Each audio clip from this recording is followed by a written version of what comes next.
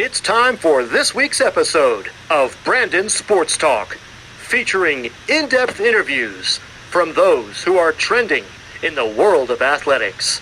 And now, here's the host of Brandon Sports Talk, Brandon Pate.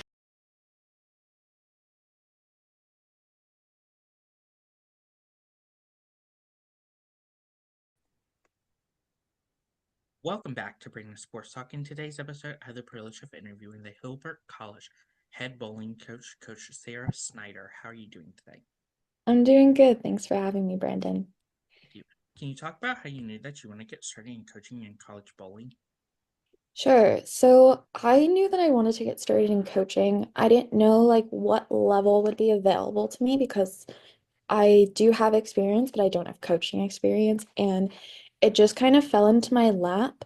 I had moved back home to Buffalo, and like 2 days later from moving home, I saw that there was a head coach position available at Hilbert. And so I said, screw it. What's the worst that could happen? They could just tell me no, and it'll just be a learning experience for next time. Um, and so that's kind of how that happened. And what I really wanted to go into coaching, like my why is because I want to have a positive experience for student athletes. I bowled collegiately. I had some really great experiences and I had some really negative ones. And I know a lot of other student athletes that didn't have a great experience. And I want to continue the culture of having positive like mental health along with being a good student athlete. So I really just wanted to continue um, the positives that I had from my experience and not so much the negatives. What was that experience like for you going to St. Francis and competing in collegiate bowling? That was I mean, it was a dream come true for me, right? So I bowled in high school, and then when I found out that you could bowl in college and also get some scholarship money, that was just like the cherry on top. And then when I met my coach, Tom Falbo, shout out to Tom, you are the best. He, I mean, I was hooked from when I started talking to him in my second or third year of high school. Absolutely amazing. Like I fell in love with the school and I fell in love with the bowling program. And I felt like it was home to me. Um, yeah. What was that experience like putting on that uniform for St. Francis and representing them? It was definitely very surreal my freshman year.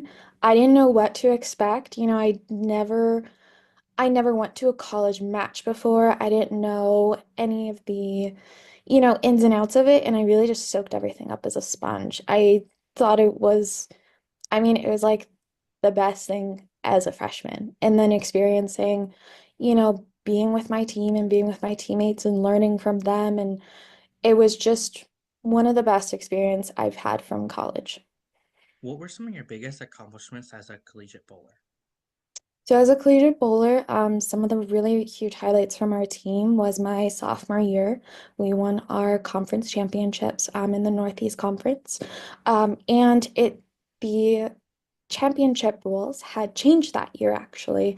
So once you win your conference, you got an automatic bid into the national championship, which wasn't like that before. It was previously you had to be kind of elected and like given a bid, just and it wasn't really based off like who won their conference. So my sophomore year, they changed it, and it was also our first time in program history to go to the national championship, and that was I mean, it was a whole nother like level of playing field. It's really the best of the best go there. And then really like the third highlight that I think of is when we bowled a Baker 300. I don't remember what number team we were to do it, but I know we were one of the f at least first 15 to do it in the NCAA history. For you, what was that transition like going from being a collegiate bowler to coming to Herbert and being the head coach? Yeah, so it's been a transition. I'm not gonna lie. Even though I graduated 4 years ago, I started off really in like a student athlete kind of mentality, really thinking about them first. And then that's when I slowly kind of started to find my bearings as what kind of coach do I want to be? How do I want to interact with my players? What sort of boundaries do I need to put up? And I really think like my professional experiences really helped me in doing that. As being a manager in a couple of fields, it really helped me balance that like how do I, you wear different hats when you're a coach. You're a coach on the lanes, but when you're on campus, it's like 50-50. You're their coach, but you're also their friend. And then when it's just totally off the lanes, off campus, you're still wearing a coach's hat, but it's really more of like a friendly kind of hat. So you wear tons of different hats as coaches, and it's really just the way that the way that you go. What was that feeling like getting announced to become the next head coach for Herbert? It was really awesome, especially because I am the co-head coach. So we do have another co-head coach, Andy Reddick, and we blend. It's a really good process to have both of us there. We both see two different things, and the same person. We could be doing practice and working on one thing with one girl, and I see a totally different thing to start working on. And like I said, we just blend together really well and we see things differently that benefits the team in a really positive way. After getting announced, what was that feeling like stepping onto that bowling alley and getting to coach as the head coach? It was intimidating, I'm not gonna lie, very intimidating. But our first match at our first tournament at the Grapevine Classic, we did win, and I got really teary-eyed and like a sense of like pride, not for myself, but for the girls because it was our first game of the season and it was our season opener and we came out with a win. And that just felt, I mean, it's undescribable. What does a typical game day look like for you on bowling match day? Sure. So, we usually do weekend tournaments. We don't do a lot of like single competitions. So most of the time we're doing 2-day tournaments, which involve the first day is usually 5 games of traditional style bowling. So 5 girls are bowling 5 individual games for 5 matches against 5 different teams. And then the second day is usually five, so it's 5 matches consisting of 5 Baker games. And if, in case you don't know what a Baker game is, it is when all of our girls bowl in one game. So the first girl is bowling the first frame, second girl is bowling the second frame, third the third, fourth, fifth, and fifth. And then once you get to the sixth frame, that first girl is coming back in the lineup and bowling the sixth. Second girl is bowling the seventh frame, third, the eighth, the fourth, the ninth, and the fifth girl is bowling the 10th frame. And it's a team game. So we bowl 5 of those against in one match against 5 different opponents. And usually the tournaments that we personally bowl in are the winner is determined by total pinfall. So What it's is a long, oh, sorry. what is the difference between Baker bowling and Red Robin bowling? What was the second one? Robin bowling. Robin? Like round robin? Mhm. Okay, so round robin is when you bowl each team once. So, for example, if there are 5 teams, you are going to bowl each of them once in one weekend. So it's more of like the format of a weekend, where a Baker game is going to be what a format of a match, if that makes sense. Mhm. Can you talk about, of course, the culture that you started to build for the Herbert program? Absolutely. So our culture at Hilbert, we really, really focus on this year, um, is ourselves. We know that, competing against other teams, like if you look at our record, we're not doing swell. But if you look at how we are competing, like how we are personally bowling, every single game, every single tournament, and every day when I post on our social media, how we bowled, I don't think there's been a day where someone hasn't broken a season, their personal season best. So the culture that we're building is just we're focusing on us. We're making sure we're having a positive experience, putting our mental health first, putting our physical health first, especially with the injuries we have on our team, and really putting the student athletes first. And, because winning and losing, only one person can win. Only one person can win, only one team can win a tournament, especially if there's like 8 or 10 teams. So if we measured success on what we were winning and losing, then I mean that's just a depressing kind of way to look at it, is you got a 50-50 chance to win. So we focus on ourselves and we put our girls first above everything else. Who are some of the teams in your conference that you compete against? The teams in our conference, let's see if I can name them all. Pitt Greensburg, Pitt Bradford, Penn State Barron, St. Vincent, William and Smith, and I believe Alvernia's in there. And then there's us. So I believe that makes 7. Yep. What is that home game atmosphere like when teams like Pitt comes to home? Um, I mean, it's weird to say, but like bowling is kind of a neutral site. So yes, there's like home tournaments where like we will bowl at the alleys we practice at, but like I mean, bowling's not a popular sport. We can like, we can all admit that. So like students at Hilbert aren't coming to our games like traditionally like at a basketball game or a football game where you have that like school pride.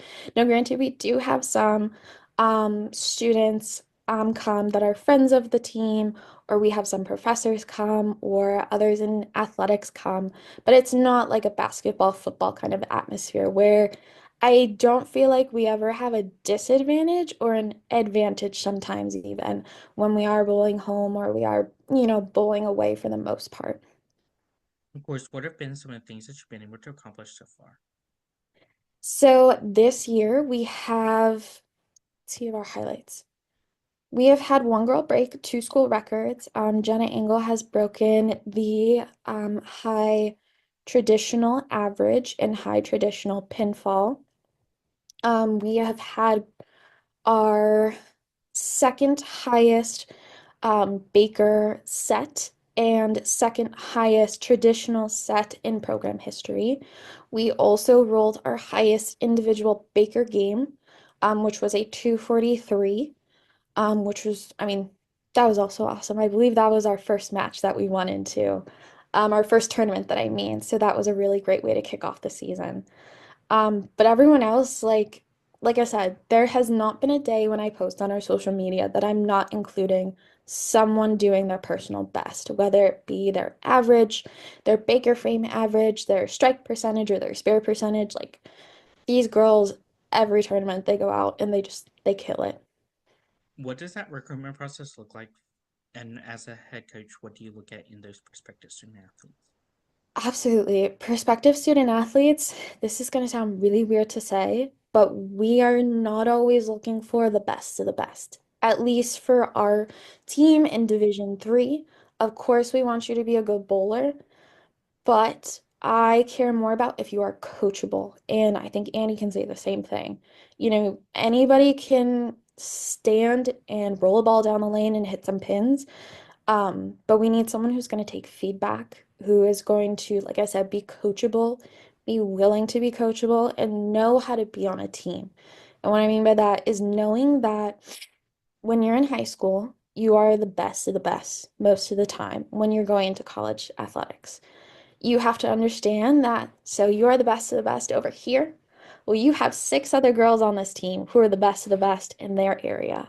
So it's just gelling all those personalities together and really we kind of care more about the person and who you are a little bit more than the bowling, maybe, just because, like I said, we want you to be coachable because we don't want a girl who's not going to listen to us, who's going to give us back talk, who's going to, do all these things that's going to create not the team culture that we want, if that makes sense.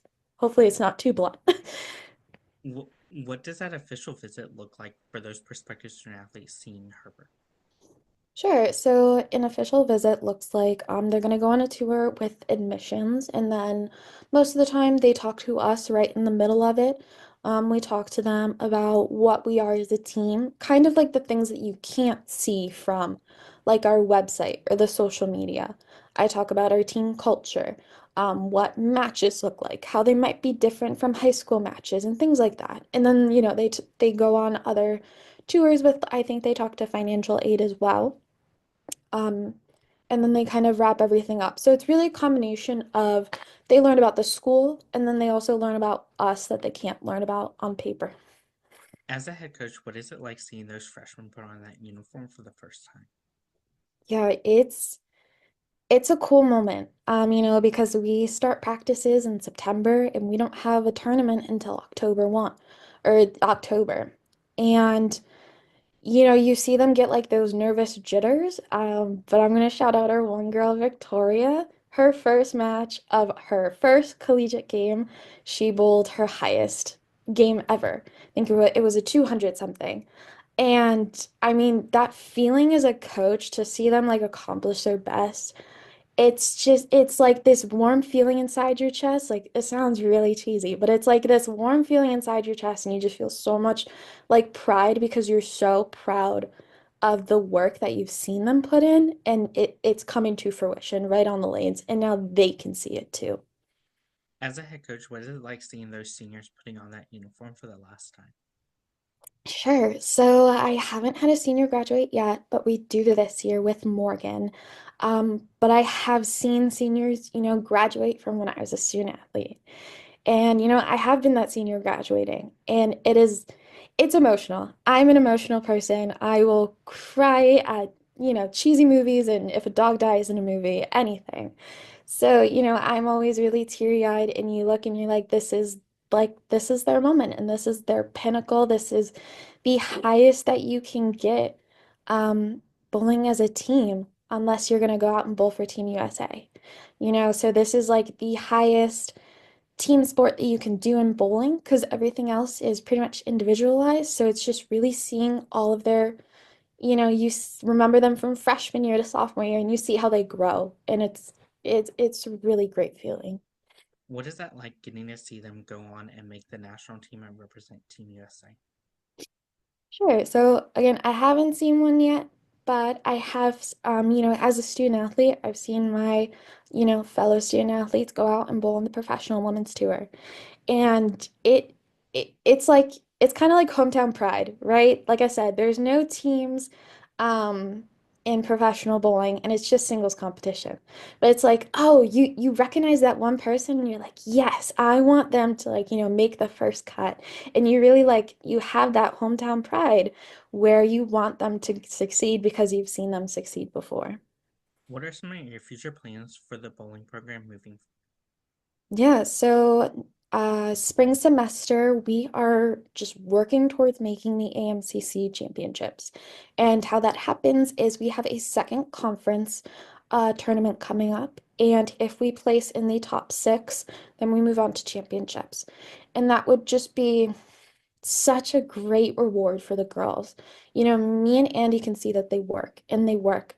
But these girls, I mean, I've never seen a group of girls put so much pressure on themselves. And I want them to see all of their hard work formulate together and really like see it like proof, like, yes, we can do this because we are more than capable. Our plans for next year, we're just gonna improve and be better. What advice would you give those freshmen entering their first year of college bowling? My biggest piece of advice is that I learned from college bowling is I learned way more as a student athlete being on the bench than I did being put in. I soaked everything up. I absorbed as much information as I could. I kept score as a student athlete when I wasn't bowling, and it turned into like I said, since I like absorb everything that I see, I became a resource for my teammates. My teammates would ask me, "Oh, like what did I leave on my last shot?" Or if I see something on the lanes that maybe like my teammates aren't seeing or my coach isn't seeing, I could be a resource for them. I learned, like I said, mounds and mounds more being on the bench than I did when I was playing. What advice would you give those juniors transitioning into being seniors and leading the program? Sure, so anyone that wants to get into coaching, just do it. Like, there's so much to be wishy-washy about, right? Like, I was really nervous about sometimes I'm not super confident in making lane play moves, or I'm not super confident in doing ball switching, but you know what? You learn as you go, and you just get better at it. And that's what I tell my girls is that I'm new at this and we're just going to continue to grow and to be better. So just don't be afraid of anything and just jump right in, whether it be high school coaching or college coaching. What advice would you give those future head coaches looking to build their own program in college bowling? Sure. Biggest thing I can say is lean on us other coaches. I, as a first year coach, and Andy, as a first year head coach as well, we ask so many questions to other coaches. And let me tell you, the bowling community, we're close and we're small, but we are tight. And for the most part, almost all of us are, pretty friendly. We want to help out. I haven't found one person that, isn't going to answer a question for us, but really leaning on the resources as well, especially with the National 10-Pin Coaches Association. That is a huge help in connecting us to the NCAA. And just like I said, everyone in our program that we have talked to, amazing. It's just they know they've been in our shoes before as a first year coach and they know our struggles and they don't want us to go through those struggles too. That's great advice. Where can my listeners find you on social media along with the program at? Yeah, so you can find us on social media. Our Instagram is at Hilbert Bowling and our Facebook is I think it's just Hilbert Women's Bowling Team. I'd have to look it up, but it is linked on our Instagram. I don't remember the exact phrasing that we use. It's a mixture of like Hilbert College women's team. But yeah, you can find us on there. Thank you again, Coach Sara Snyder, for your interview and best of luck in your future at Hilbert College as the head women's bowling coach. Thank you. You can find Brandon Sports Talk on Instagram at Brandon Sports Talk, Twitter at Talk_Brandon, and you can find me on YouTube at Brandon Sports Talk. Don't forget to like, comment, and subscribe. Thank you again, Coach Sara Snyder, for your interview and best of luck in your future. Thank you. You've been watching Brandon Sports Talk. Please feel free to like, share, and subscribe to Brandon Sports Talk on social media and on YouTube.